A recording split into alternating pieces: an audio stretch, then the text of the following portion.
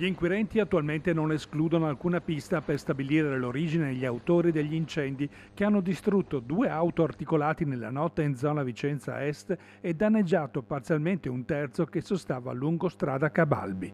A dare l'allarme i passanti lungo viale Serenissima che hanno scorto le prime fiamme alzarsi verso le 22 lungo viale Leonardo da Vinci, un'ampia strada parallela dove spesso sostano anche a lungo pullman e tir. Il rogo, partito da entrambe le motrici a distanza di circa 150 metri, si è poi esteso anche al carico che in un caso ha completamente distrutto anche il rimorchio. Una notte di roghi che non sono stati quelli tradizionali di festeggiamento di Calendimaggio, ma altrettanto misteriosi. Gli agenti di polizia locale e quella di Stato hanno effettuato rilievi e prelevato indizi. Uno dei tir è provvisto di targa romena. I vigili del fuoco, arrivati con 14 uomini e 4 automezzi, hanno lavorato parecchie ore per mettere in sicurezza l'area.